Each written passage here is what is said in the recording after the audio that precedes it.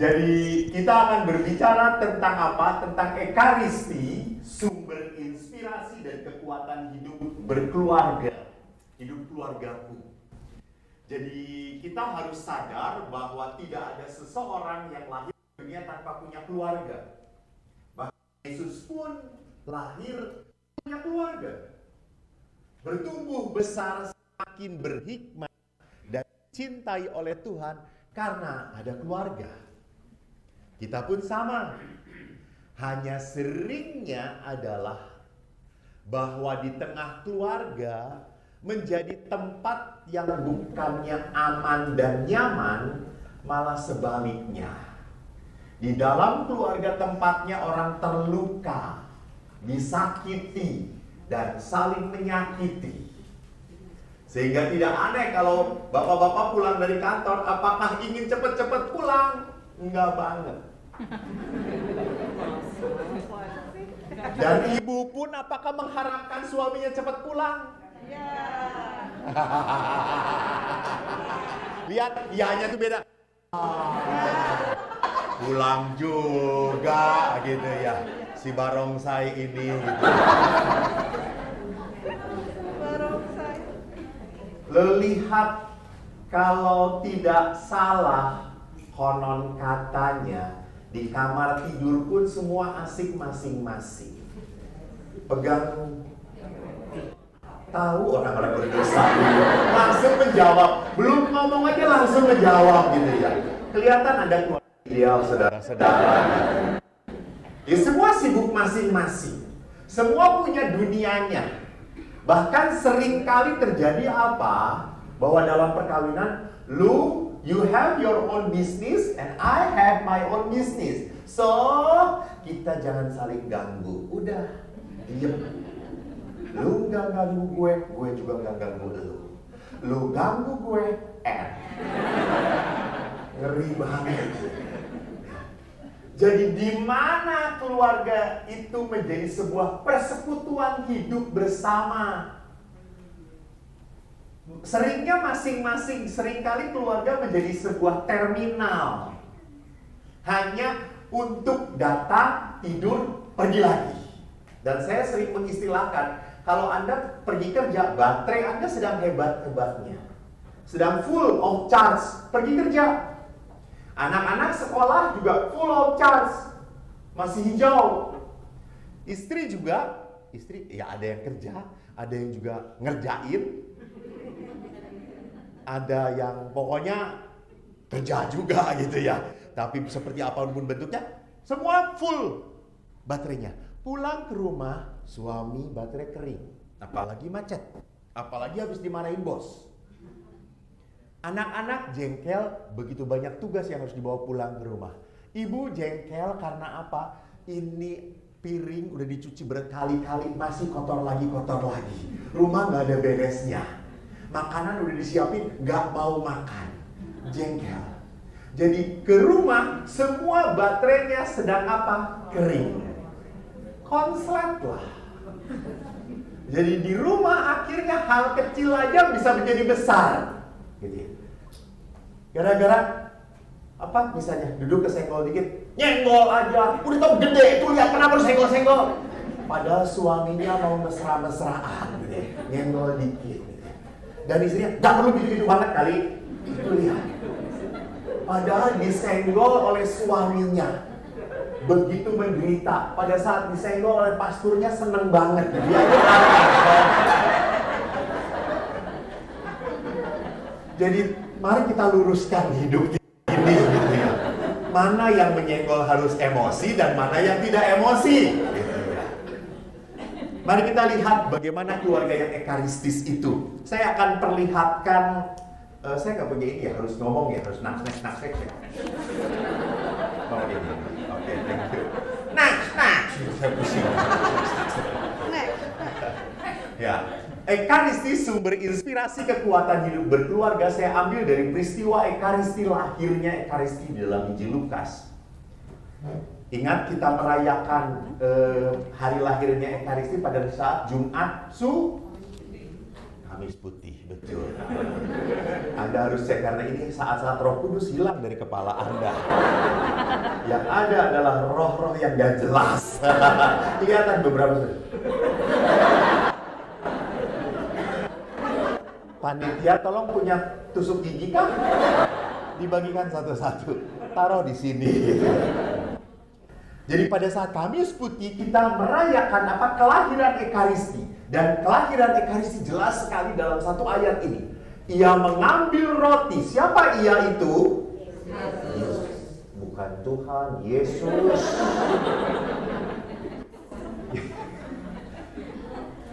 Sama-sama Tuhan. Iya, tapi Yesus di situ. Mengambil roti, mengucap syukur, memecah-mecahkan, memberikan kepada mereka. Jadi lihat tahap-tahapannya. Dia mengambil roti, dia mengucap syukur, dia memecah-mecah, dia memberikan. Ekaristi itu dari dua kata eukaristeo. Eu itu baik, karisteo itu mengucap. Jadi eukaristeo itu artinya bersyukur. Saya ulangi.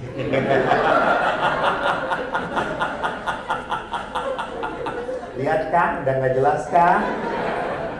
Jadi eu itu baik, ekaristeo itu mengucapkan, mengatakan. Jadi eukaristeo artinya, oh ya, jangan pegang. Maksudnya nanti gua ketagihan gitu. Bukan muhrimnya gitu ya. Thank you. Nggak jelas Pak, ini sekarang jelas saya ngomongnya. Oke, thank you. Lebih jelas. Oh dari tadi saya jelas di sini.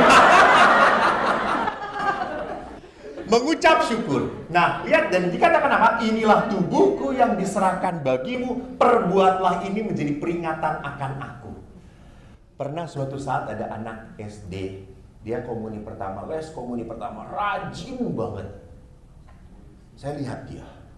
Setelah mendapatkan komuni pertama, dia pun begitu kusyuknya menyambut tubuh Kristus. Setelah komuni, dia lari ke belakang ke sakristi ketemu saya. Terus saya, gimana? Sudah menyambut tubuh Kristus? Jawaban dia apa? Biasa aja. Emangnya mau seperti apa? Jadi dia pikir itu hosting kayak McDonald atau Pizza Hut gitu ya. Jadi setelah dia persiapan sekian lama ikut kursus, biasa aja. Maka lihat hati-hati, Ekaristi bisa menjadi sebuah perjumpaan yang biasa saja atau bisa juga menjadi perjumpaan yang luar biasa. Tergantung siapa. Bukan kita, gue kali. Ya nggak perlu sama dong. Terserah Anda masing-masing. Gitu. Maka ada orang yang setelah perayaan Ekaristi sukacita, damai, penuh dengan curahan rahmat kasih Tuhan. Ada juga yang pulang Ekaristi, ayo cepet-cepet, yang cak buru habis, cepat. Gitu.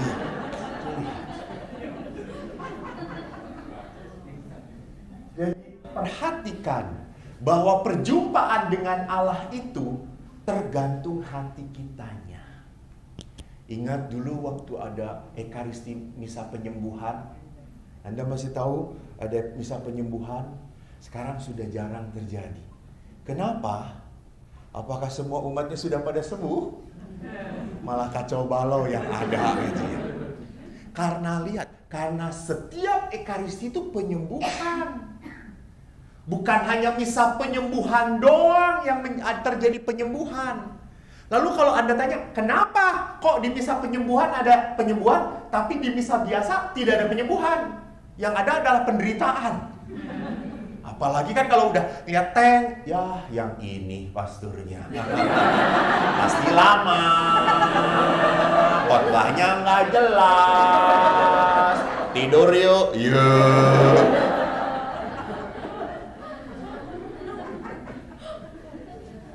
Diingat kenapa dalam misa penyembuhan terjadi penyembuhan, bukan misanya beda. Karena orang datang dengan niat yang sungguh-sungguh ingin disembuhkan dan terjadilah. Maka Yesus untuk membuat sebuah mujizat selalu mengatakan apa? Menyembuhkan engkau. Imanmu menyembuhkan engkau. Iman. Apa itu iman? Percaya. Jadi kalau saya percaya bahwa Ekaristi itu sebuah kewajiban, ya sudah, itu yang terjadi. Kalau Ekaristi itu adalah sebuah hal yang diajarkan oleh gereja, sungguh harus kita lakukan, ya terjadi.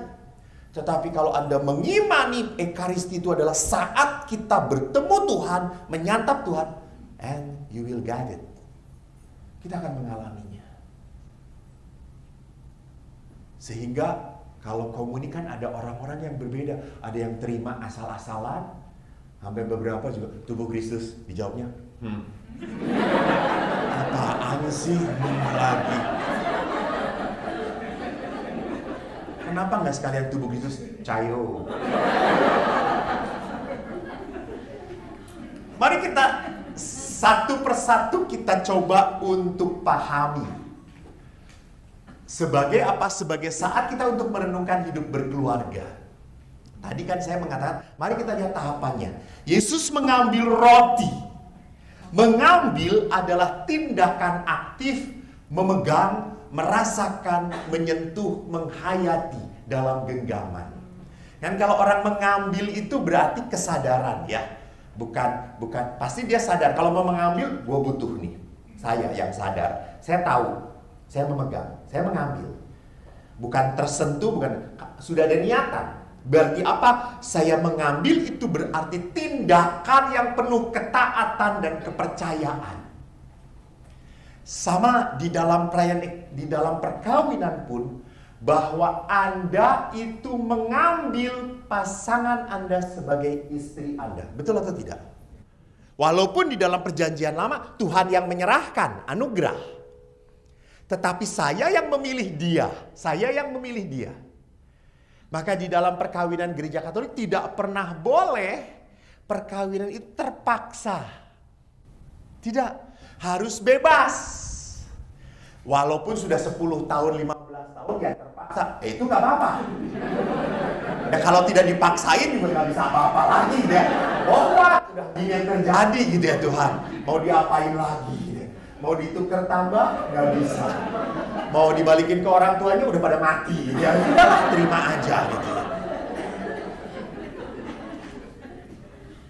Jadi kita harus sadar bahwa perkawinan itu adalah anugerah. Dan saya harus percaya dan taat. Taat.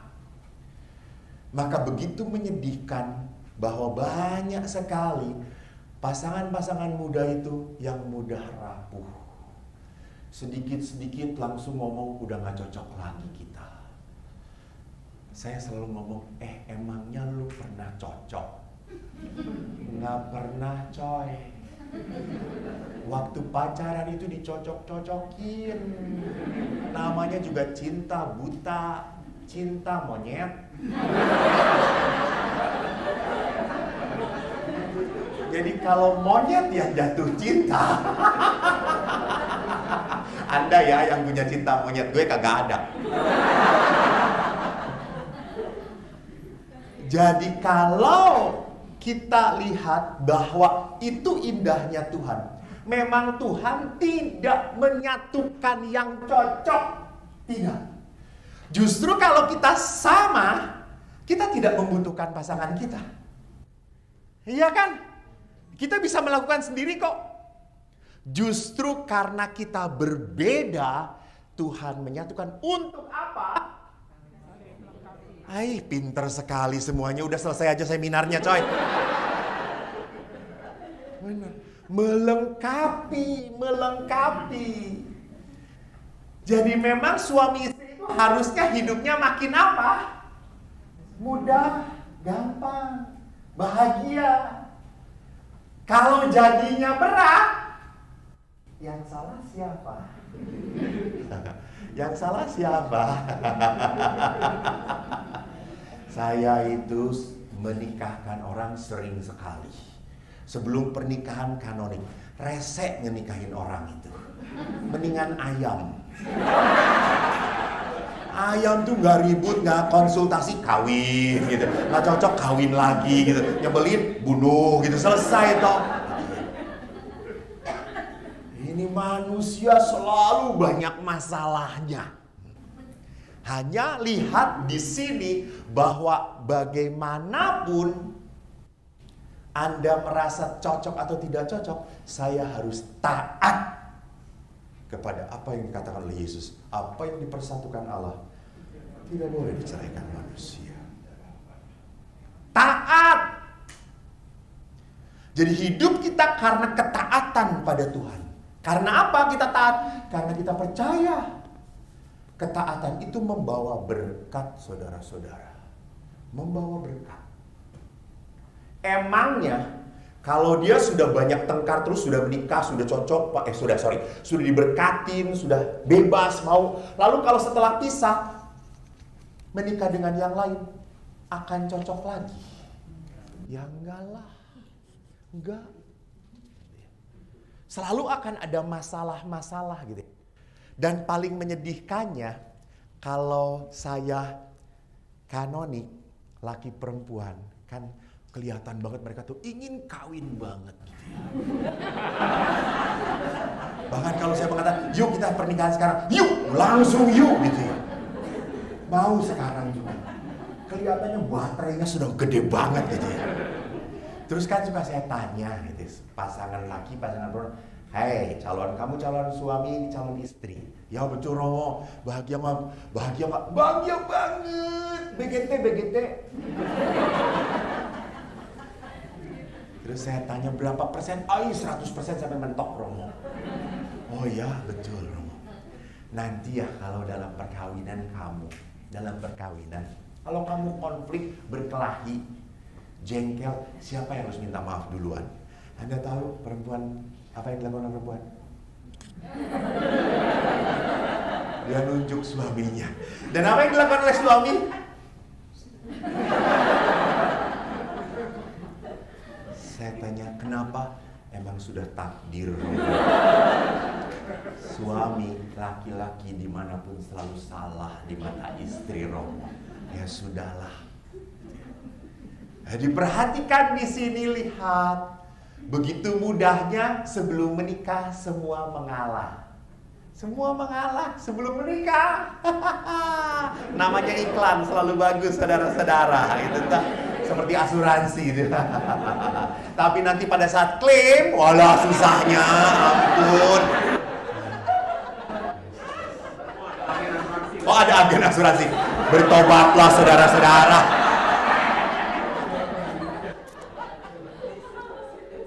Jadi perkawinan harus dibangun di dalam apa? Ketaatan dan percaya. Percaya. Barang siapa bertahan, dia akan menjadi pemenang. Ini. Jadi kita itu dipanggil untuk apa? Taat kepada Tuhan. Bukan berdasarkan bahwa saya suka, bahwa saya senang, bahwa saya merasa dibahagiakan dalam perkawinan. No. Sehingga lihat di sini, di dalam kanon, dikatakan perkawinan pria wanita membentuk kebersamaan seluruh hidup. Jadi tidak ada tuh sudah nikah LDR. Pacaran LDR oke. Long distance relationship pacaran oke. Tapi pernikahan LDR kagak ada.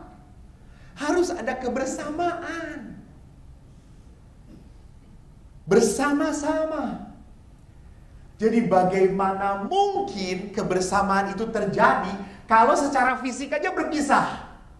Suaminya di Surabaya, istrinya di Jakarta, anak-anak di Bandung. Kawinnya di mana kata saya itu? Masa lewat WhatsApp bisa melahirkan seorang anak gitu ya? Jadi kebersamaan itu dibutuhkan. Walaupun seringkali saya pernah seminar, ada opa oma sudah tua 80 lebih, suami istri ikutan seminar. Lalu saya tanya, ikutan suami seminar keluarga yang diberkati. Lalu saya tanya, opa oma masih tidur bareng gak? Masih Romo. Lalu saya tanya, apa yang dilakukan pada saat tidur? Lalu suami, ya merem kata dia itu. Oh iya benar meremnya.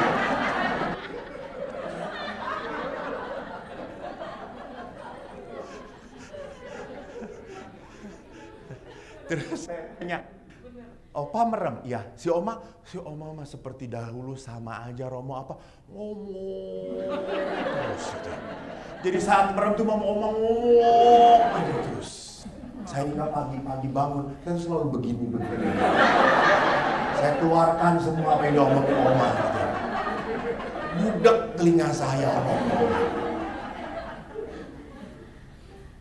Jadi lihat, kebersamaan itu tidak bisa dihindari dalam sebuah perkawinan. Maka seringkali suka sedih saya, maaf sedih, memberkati di Jakarta ini kalau rumah keluarga suka aneh. Memberkati rumah, Romo, ibunya ngomong, ini rumah kamar saya ya Romo, oh ya oke, saya berkatin. Terus ke sebelahnya, ini kamar suami saya Romo. Nah, bisa dan nggak ada pintu connectingnya. Oh aneh, kamar suami malah ada connecting ke rumah pembantu, kamar pembantu. Aneh kata saya. Jangan diikuti Pak, jangan diikuti. Ya. Oh ada ide-ide.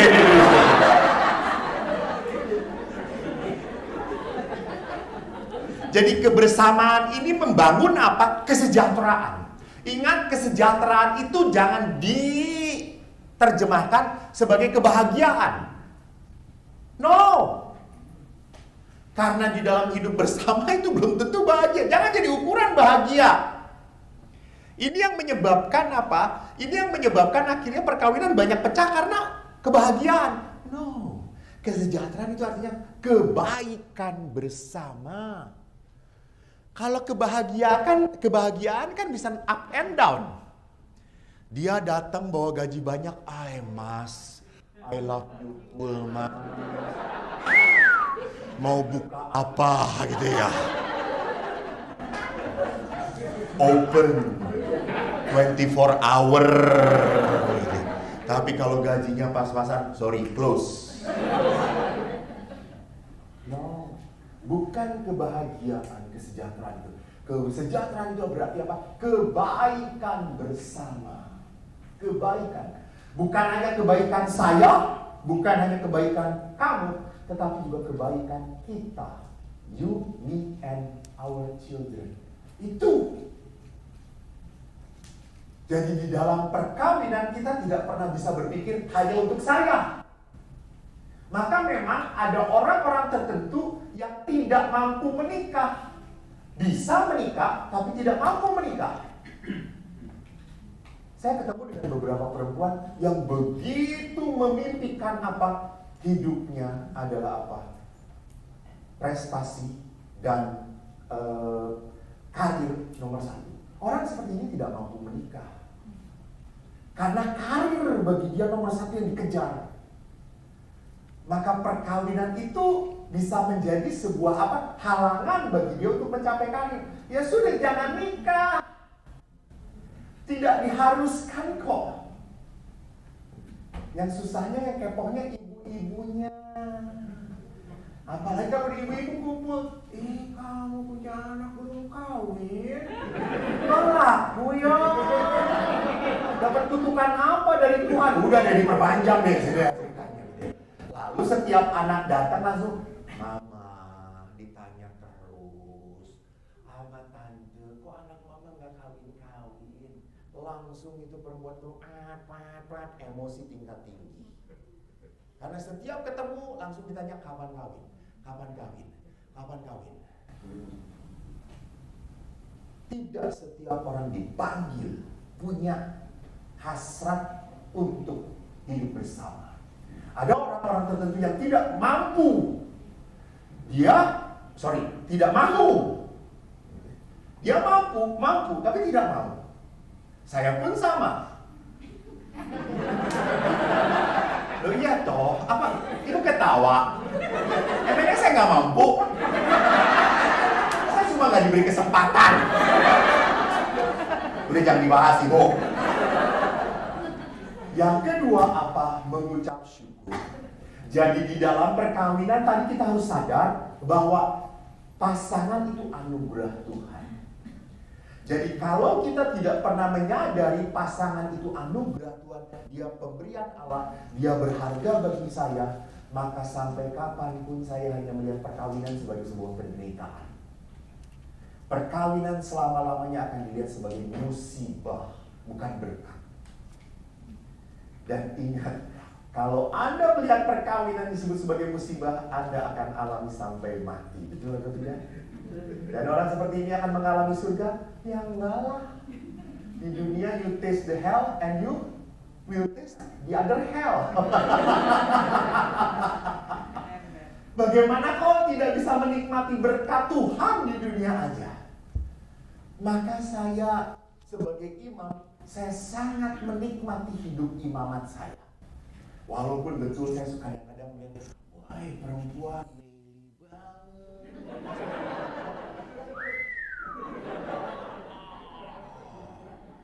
Apalagi waktu di Filipina kalau misa itu kan, cantik-cantik Filipino. Ininya turun ke sini, ininya naik ke sini. Ya Allah, saya sampai Tuhanku Yesus, indah banget.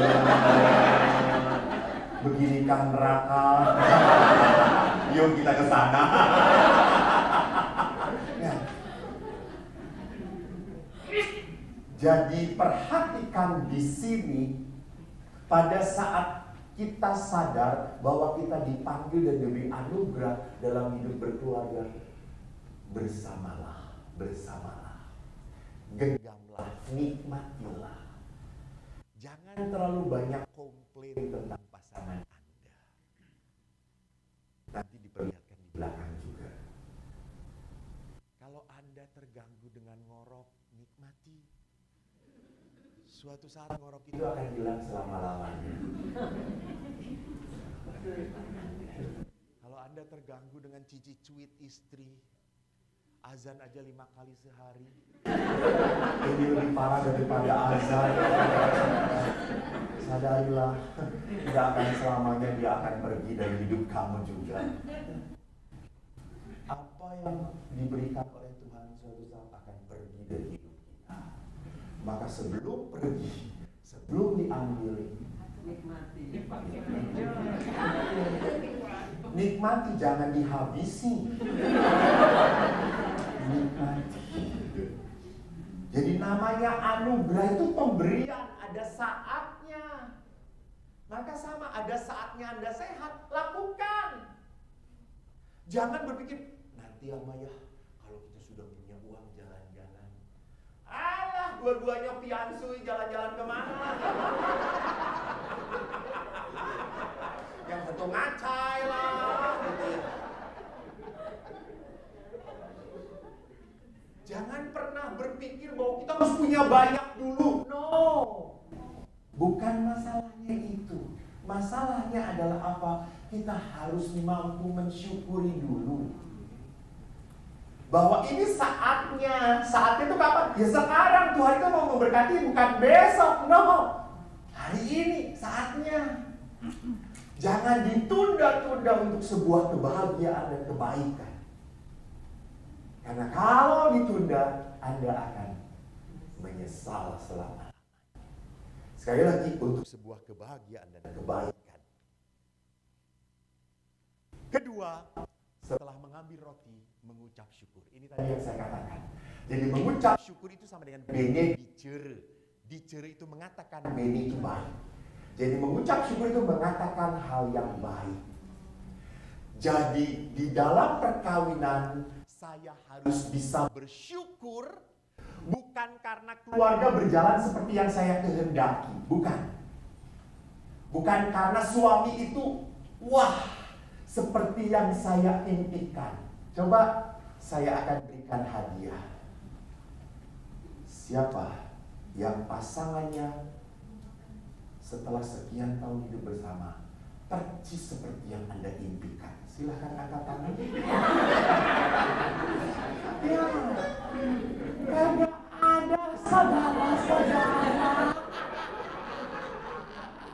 Kagak ada.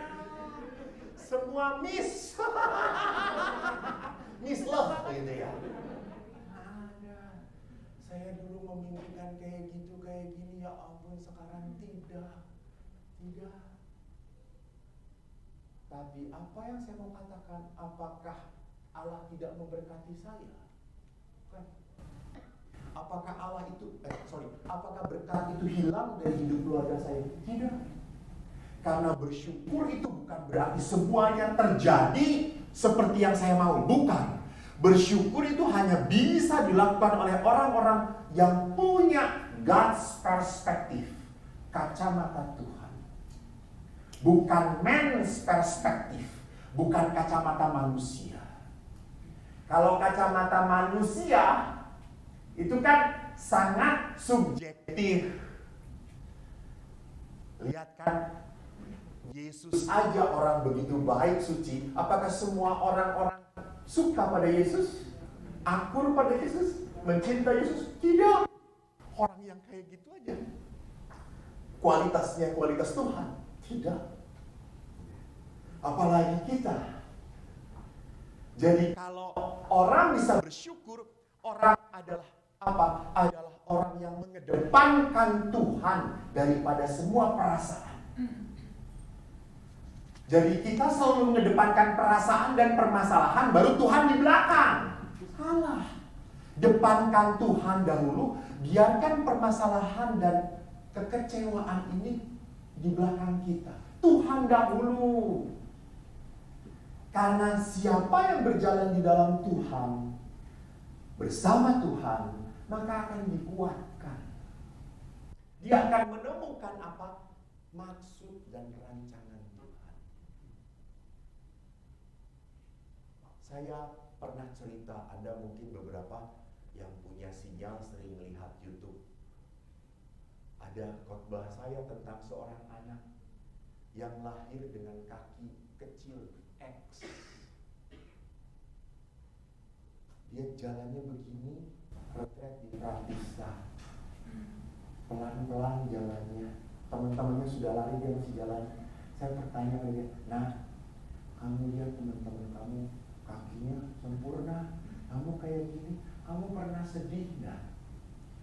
Apa jawaban anak itu? "Romo, kalau Tuhan mau saya lahir seperti ini, nggak apa-apa Romo. Saya bahagia kok punya orang tua yang baik, orang tua yang selalu mencintai saya. Saya juga bahagia punya teman-teman yang selalu memperhatikan saya. Cukup itu Romo, cukup." Gila. Anak ini mengedepankan Tuhan, bukan cacatnya. Ini bersyukur. God's perspective, bukan man's perspective. Kacamata Tuhan yang dia pakai. Karena apa? Tidak ada satu manusia pun di dunia ini yang dilupakan oleh Tuhan. Walaupun ada orang yang mengatakan, "Kok hidup saya ini sial terus ya Romo, penuh penderitaan terus." Kenapa? Karena Anda hanya memikirkan penderitaan Anda saja. Anda pikir, kalau kita menderita, kita selalu berpikir bahwa penderitaan kita yang paling berat. Betul atau tidak? Betul? Anda belum menjadi anak-anak yang diselamatkan, saudara-saudara.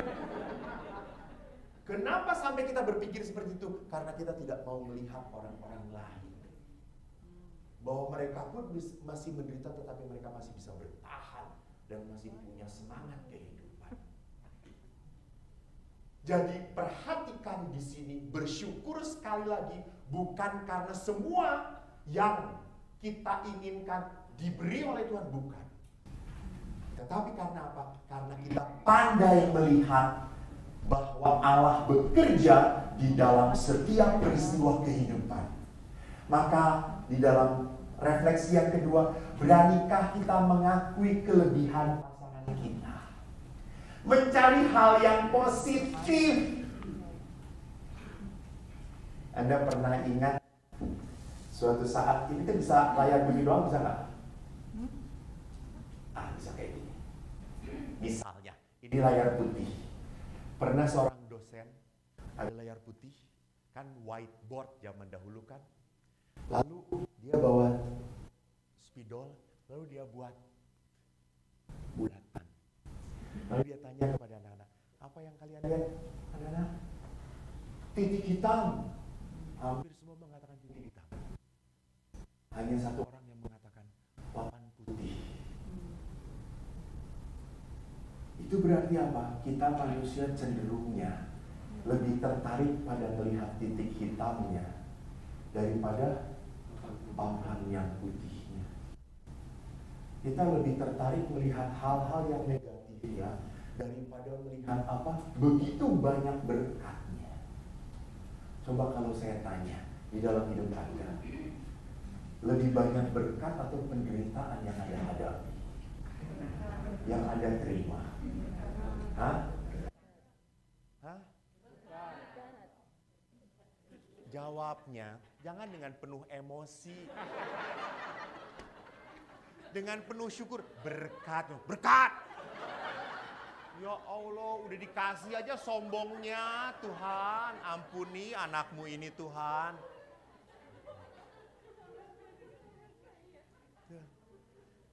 Jadi Allah itu banyak memberi berkat kepada kita. Musibah itu datangnya tidak setiap hari. Tetapi kenapa kita kok hanya terpancing pada apa? Pada musibah itu, pada sakit itu, pada kekecewaan itu. Man's perspektif. Itu perspektif manusia, cara pandang manusia. Kita harus belajar menjadi apa? God's image, citra Allah. Kalau kita citra Allah, kita pun harus belajar melihat seperti Tuhan melihat. Maka belajar mengakui kelebihan pasangan. Lihat lagi, jangan mencari-cari kelemahan pasangan. Sudah cukup banyak. Anda punya litani kelemahan pasangan gitu ya. Dia tidak sabaran, kasihanilah dia gitu. Dia nyebelin, kasihanilah dia. Dia suka keluar malam, bunuhlah dia.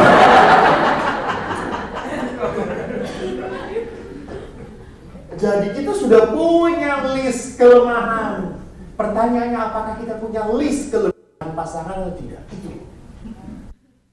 Kita harus belajar. Itu yang membedakan kita menjadi anak-anak Tuhan. Belajar melihat hal yang baik. Dan itu tidak mudah. Sekali lagi, untuk sebuah kebaikan selalu tidak mudah. Selalu saja untuk sebuah kebaikan pasti ada halangan dan tantangan. Sama untuk melihat kebaikan. Kan ada ibu-ibu ya habis retret WK. Semangat. Mereka setelah WK 3 hari rekoleksi dengan saya, mereka, aduh betul Romo, suami itu berkat yang indah. Dia itu baik banget, saya baru sadar Romo. Saya baru sadar. Oke Bu, pulang, peluk dan cium suami. Kapan terakhir? Aduh, terakhir kapan? Sadar atau nggak sadar Romo? Nggak sadarnya.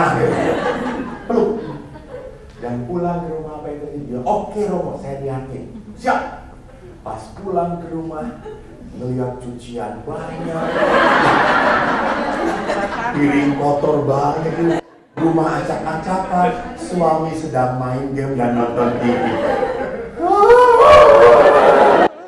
Gak jadi gua meluk dia. Langsung, Pak, ini lihat, oh itu lihat kotor. Dan suami berkata, ya. Baru tahu. Kadang-kadang kan suami kita tuh ngelucu tapi nggak lucu-lucu gitu ya. Ngelucunya tuh nyebelin gitu ya. Jadi di sini lihat, mengucap syukur itu berarti apa? Mau mencari hal-hal yang baik dalam diri pasangan. Yesus pun setelah mengambil roti, dia mengucap syukur. Dia mengucap syukur. Dan ini adalah tindakan yang penting dalam hidup manusia. Bisa apa? Mengucap syukur. Karena sekali lagi dalam kehidupan kita harus sadar, Allah itu adalah Allah yang tidak suka menyenangkan kita. Allah itu suka membentuk kita. Anda tahu kalau membentuk itu artinya apa? Kalau ada pohon mau dijadikan sebuah patung, pasti pohon itu perlu bergergaji, perlu dipahat, dan dipahat, digergaji, dipahat itu menyakitkan. Sama. Kalau Allah membentuk kita itu memang menyakitkan. Maka bersyukurlah kalau Anda berpasangan dengan orang yang tidak cocok. Allah semakin membentuk Anda. Jadi kuat-kuatan saja,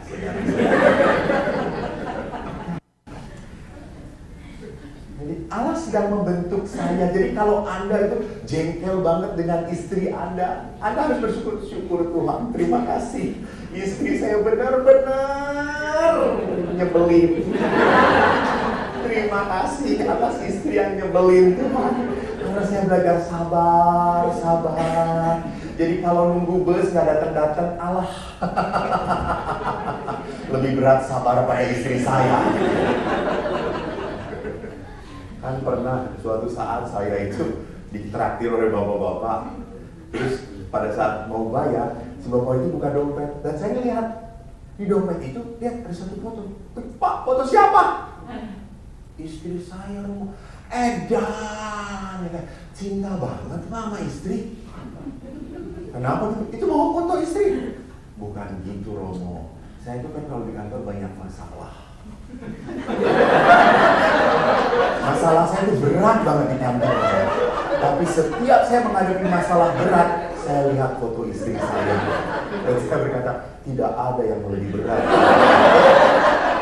Jadi saya makin semangat Romo menghadapi masalah itu. Jadi istri jangan suka bahagia kalau fotonya ada di dompet suami. Apa motivasinya tidak dilihat? Yang ketiga, setelah Yesus mengucap syukur, lalu apa dia? Memecah-mecahkan. Memecah-mecahkan. Apa artinya?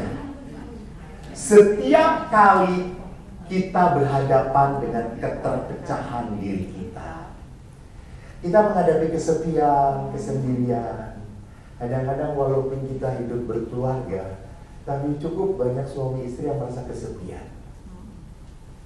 Apalagi beberapa suami istri pernah WA kepada saya, Romo, setelah anak-anak besar, mereka pergi kawin dan saya harus berdua lagi dengan suami ya. Aduh, ampun, kuat nggak saya ya Romo? Ya Allah, kan lu yang kawin kata saya. Kok nanyanya ke gue? Gue ngasih apa ke kamu gitu. Jadi perhatikan, aneh banget gitu. Jadi lihat di sini bahwa di dalam kehidupan perkawinan banyak hal yang membuat kita kecewa. Banyak peristiwa yang membuat kita sedih. Tidak hanya dengan pasangan, tapi juga bisa jadi dengan anak-anak. Setelah anak-anak dibesarkan, dididik, disekolahkan, sampai utang-utang, sekolah juga. Nggak tahu. Apalagi kalau anak-anaknya laki-laki semuanya, sudah ngelupain bapak ibunya. Karena bukan tidak ingat, bukan dikuasai oleh istrinya. Kan mau datang kepada, gue mau lihat mama papa. Apa lihat mama papa terus gue diam di rumah? Iya nggak jadi lah. Jadi perhatikan, itu pun kecewa. Beberapa bapak ibu juga sama, anak-anak yang sudah tidak mau menyapa lagi, sibuk sendiri gitu. Merasa baru kalau nyapanya kalau butuh duit. Baiknya kalau mam, kata. Tapi kalau nggak ada maksud apa-apa, susah banget. Apalagi anak-anak sekarang itu, lucu, saya pernah ditanya. Dulu waktu saya kecil, kalau saya didiamkan oleh orang tua, menderita banget. Betul atau tidak? Kita satu angkatan, walaupun tidak satu umur. Beda. Ibu kan lebih muda, saya lebih tua. Jadi perhatikan waktu kita didiamkan oleh orang tua, saya langsung nggak suka gitu. Apa salah saya? Gitu ya. Aduh, gimana ini gitu memperbaiki. Tapi anak-anak sekarang kalau ditanya, kalau kamu didiamin orang tua bagaimana? Biasa aja. Nanti juga mama ngomong sendiri lagi. nggak mempan dengan anak-anak sekarang. Dulu ayah saya melotot, langsung semuanya diam. Sekarang anak-anak dipelototin, mereka malah ngomong, aku bisa lebih besar.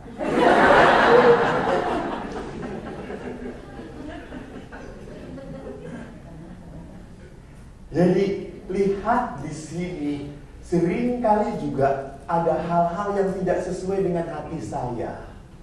Seorang ibu ingin banget, nggak salah sih, anak sudah dididik secara Katolik, inginnya pacaran dengan yang Katolik, beda iman, beda gereja. Tuhan, tolong tobatkan dia, gitu. Si ibu itu selalu berdoa, tobatkan dia. Kata tolong ya pastor, yang tobatkan anak saya. Kenapa? Dia pacaran dengan beda agama. Bu, yang harus tobat ibu, bukan dia. Orangnya mau kawin dia kok, gitu. Oh, ibu yang harus bingungnya. Lihat, seolah-olah apa yang kita harapkan, apa yang kita inginkan harus terjadi. You are not God. Maka bagaimana kita menghadapi kerapuhan di dalam perkawinan, penderitaan dalam perkawinan? Lihatlah, ini saya suka banget.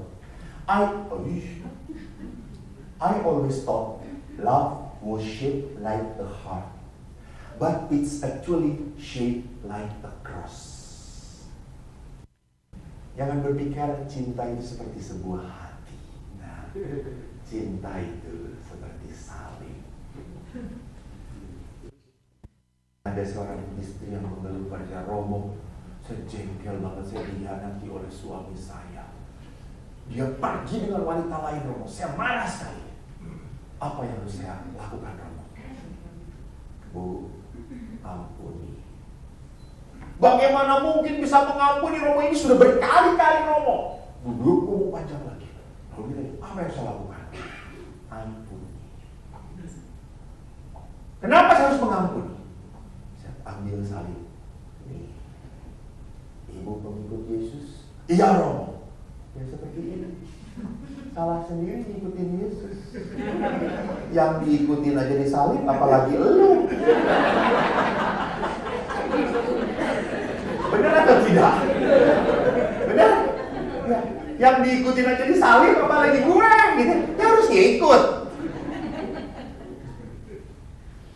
Jadi perhatikan di sini bahwa cinta itu memang harus sampai pada sebuah salib.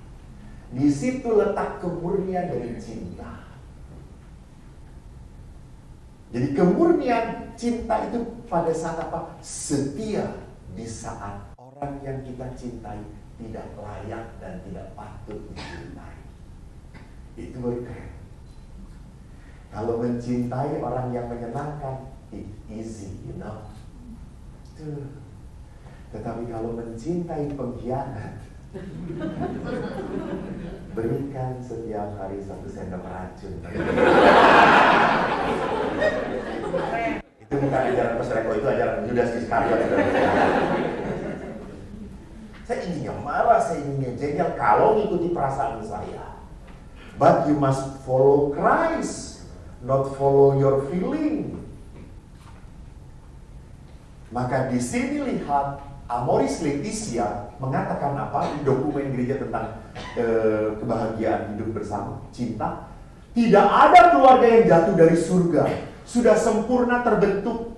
Keluarga-keluarga perlu terus-menerus bertumbuh dan menjadi matang dalam kemampuannya untuk saling mencintai. Jadi Anda itu sampai mati terus dibentuk oleh Tuhan. Belum selesai. Emangnya kalau udah perkawinan lama jadi opa-oma, wih cintanya sudah selesai? Belum beres. Nanti kalau sudah di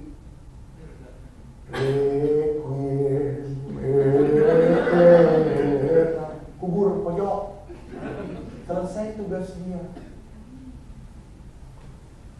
Karena di dalam sebuah kehidupan apa? Kita selalu harus belajar.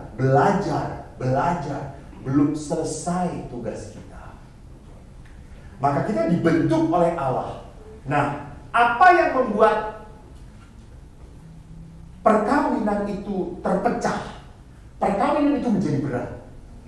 Ingat pertanyaan orang Farisi kepada Yesus, bolehkah orang menceraikan istrinya? Musa memberi izin untuk menceraikan dengan membuat surat cerai. Kata Yesus apa? Justru karena ketegaran hatimu, Musa menuliskan perintah untuk kamu. Jadi karena ketegaran hati, maka boleh ada surat cerai. Tapi pada awal mulanya tidak pernah boleh. Nah, ketegaran hati itu apa? Kekerasan hati itu. Ingat, kekerasan hati itu artinya apa? Konflik, kecewa, jengkel, dan tidak diselesaikan, akhirnya terus dipendem. Dan lama-lama apa? Meledak.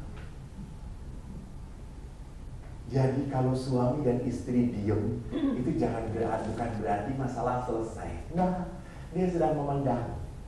Suatu saat meledak. Kan pernah seorang suami juga waktu sebelum menikah, dia suka ngomong, dia suka sharing. Tapi setelah menikah, dia diam aja. Pokoknya istri ngomong, ya terserah, nggak apa-apa, boleh. Terus saya tanya, Pak, kenapa Bapak itu jarang mengungkapkan kepada istri? Dan Bapak itu ngomong, mana sempat ngomong saya, pastor. Saya baru nafas aja dia ngomong terus. Sehingga pada suatu saat setelah menjadi tua, suami ini tuli. Istrinya langsung datang kepada saya, Romo tolong doakan supaya suami saya sembuh dari tulinya.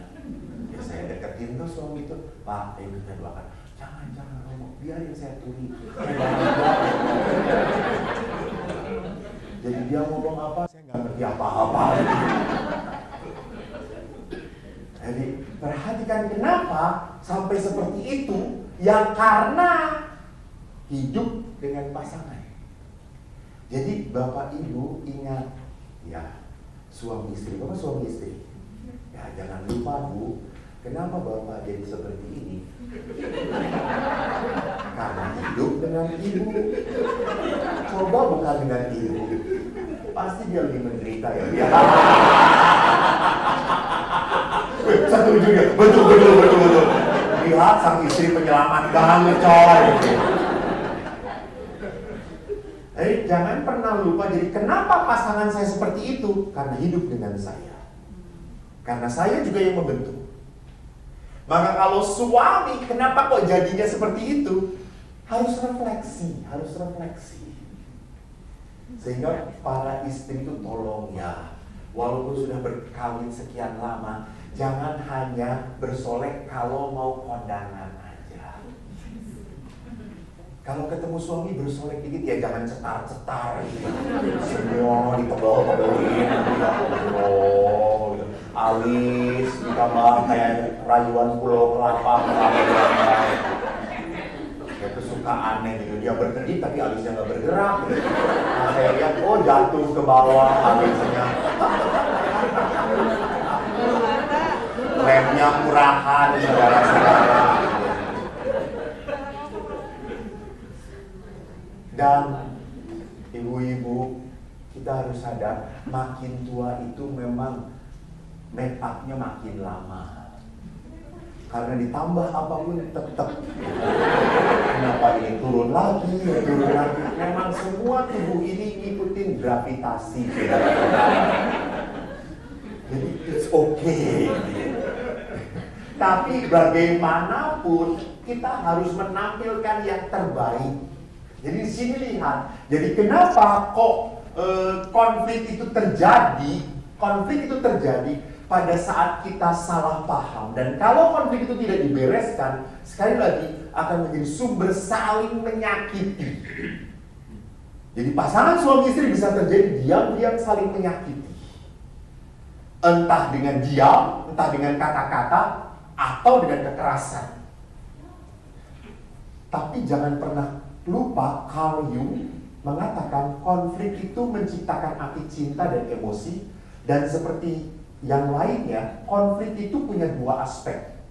Bisa membakar, Bisa membuat kita kacau, tapi juga membuat terang. Karena apa? Dengan konflik kita bisa mengerti apa yang dia gak suka dan apa yang dia harapkan. Betul atau tidak? Kan dengan konflik saya tahu, oh dia gak suka kalau gue ngomong kayak gitu. Dia tersinggung. Oke, gue gak akan ngomong. Salah satunya, wanita tidak suka disebut gendut. Walaupun betul pada dasarnya gemuk. Saya paling jengkel kalau potret dengan ibu-ibu. Udah dipotret, ulangi lagi Romo, ulangi. Kenapa? Saya nggak kelihatan gemuk. Ya memang gemuk, Bu. Udah saya ngerti. Ya tapi saya nggak mau kelihatan gemuk. Ya udah, ibu di belakang saya. Oh, kepala aja di sini. Potret.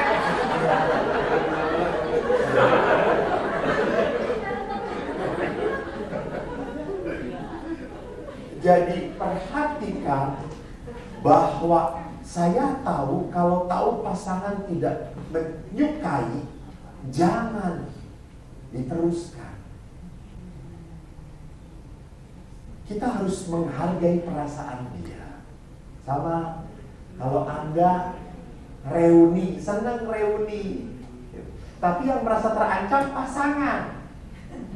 Karena pada saat reuni, cinta lama belum kelar-kelar.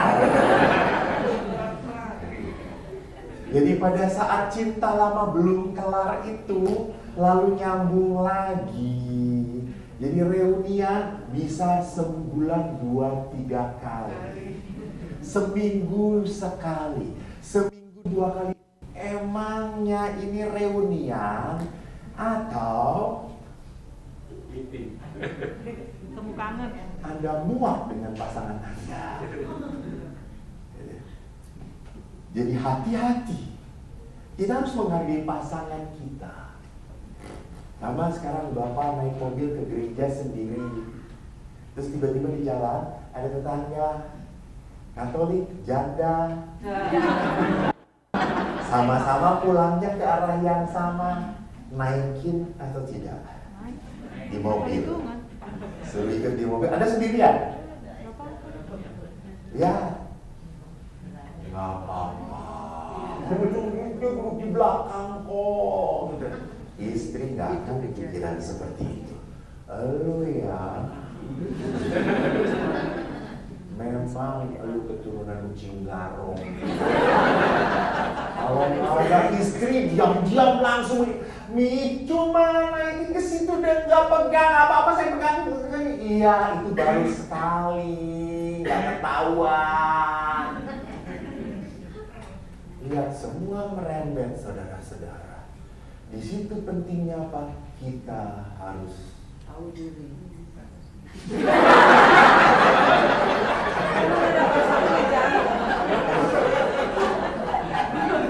Ibu kalau nggak tahu diri, ibu lupa nama ibu siapa.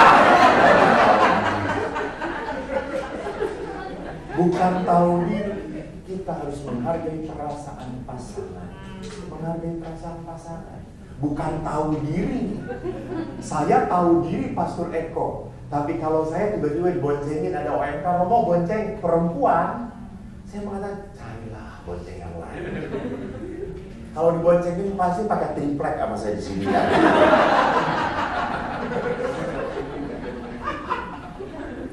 Jadi lihat di sini, bagi saya mungkin tidak masalah, tapi bagi orang lain, nah itu. Jadi menghargai perasaan orang lain.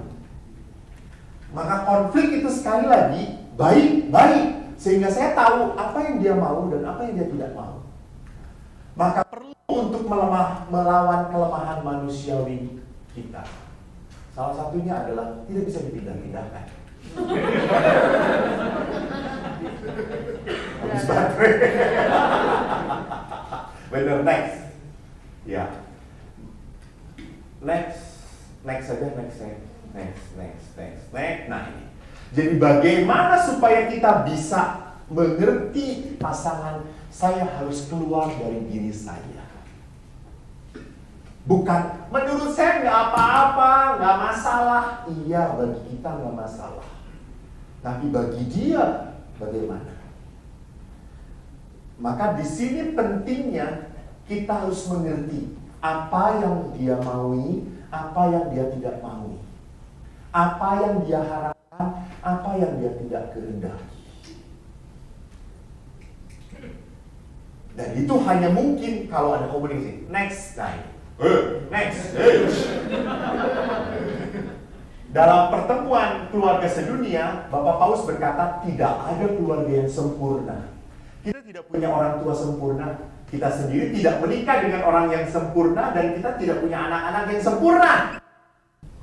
Kita punya keluhan satu sama lain. Jadi kalau ibu mengeluh tentang suami, jangan lupa bu, suami pun kalau diberi kesempatan bisa 3 hari 3 tahun. Oleh karena itu, tidak ada pernikahan yang sehat dan keluarga yang sehat tanpa ada pengampunan. Maka pengampunan adalah hal yang paling mutlak terjadi di dalam sebuah perkawinan. Pengampunan itu seperti apa?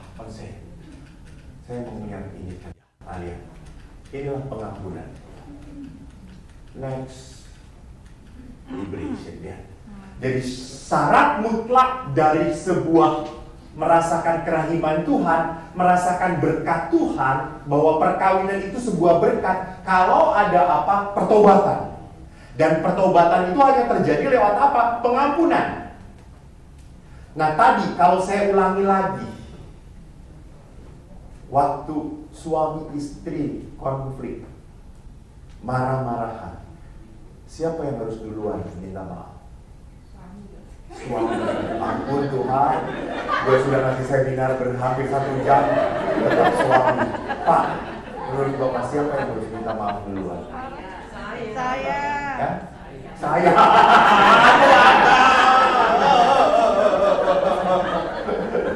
Rupanya saudara, para bapak-bapak, saya ikut berduka cita dengan nasib bapak-bapak.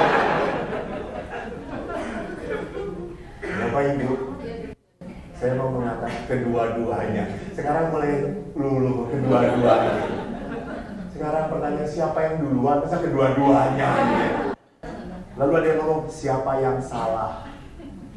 Emangnya kalau udah konflik mau ada yang mengakui kesalahan? Gitu. Dia mengatakan, lu yang salah. Bukan gue, gara-gara lu. Gue juga kayak gini gara-gara lu. Lalu semua orang ngomong, kita kayak gini karena Romo yang memberkati kita. Gitu ya. Juga dia. Bener bu, ibu kurang asem.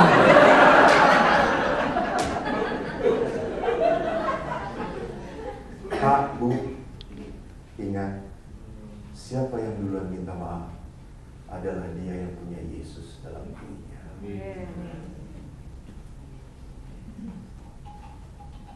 Apa Anda tidak mau minta maaf? Anda belum punya Yesus. Anda dibaptis dalam roh Judas Iskariot.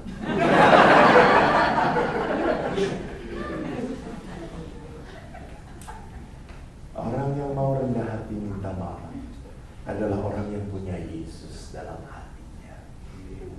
Maka apa yang terjadi? Lihat, orang itu mengalami keselamatan karena apa? Dia mau membebaskan. Dia mau membebaskan. Maka Ibu Teresa bagus banget ngomongnya. Oh sorry, sebelum terakhir. Ke belakang. Ke belakang. Belakang lagi. Ya. Yeah. Forgive others not because they deserve forgiveness, but because you deserve peace. Jadi saya memaafkan bukan karena dia layak diampuni. Saya memaafkan karena saya ingin bahagia.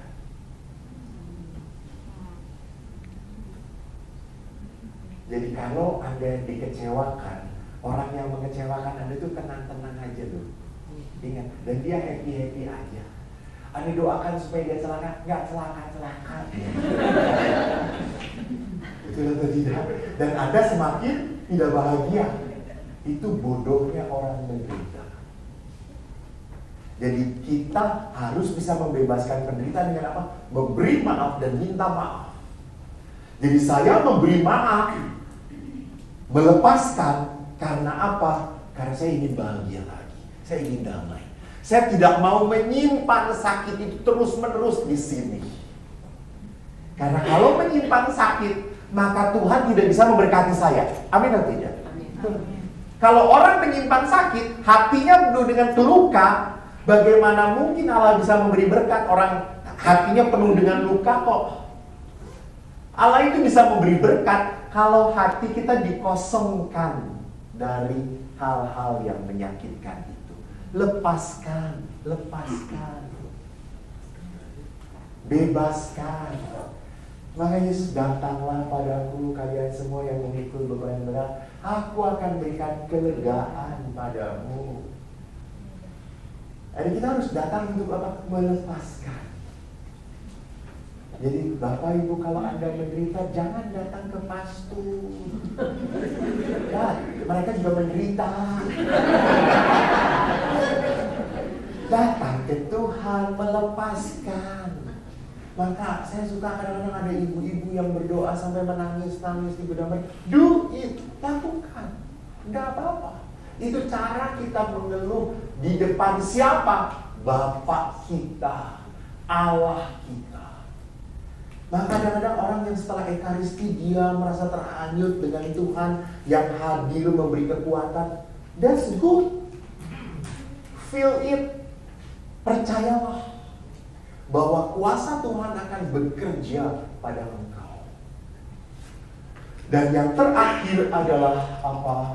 Lihat, setelah kita melepaskan, setelah Yesus tadi, next.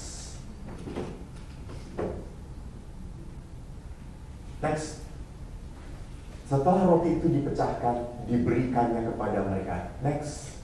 Kebahagiaan kita menjadi penuh pada saat kita bisa memberikan diri kita, memberikan hidup kita. Jadi kita itu bisa memberkati orang kalau hidup kita damai, hidup kita sukacita. Bisa enggak orang yang penuh dengan kemarahan, kejengkelan, hidupnya penuh merasa dengan begitu banyak masalah, bisa enggak orang ini sukacita dan mudah melayani? Bisa atau tidak ya? Tidak bisa. Orang itu harus hidup di dalam sukacita Tuhan, baru dia dapat bisa melayani, menjadi berkat bagi orang lain. Bapak Ibu, saya itu bahagianya lahir dari sebuah keluarga ayah ibu yang amat sangat mencintai. Saya bisa melihat begitu sayangnya ayah pada ibu dan begitu cintanya ibu pada ayah. Ibu saya bekerja sebagai seorang bidan. Ayah saya tentara.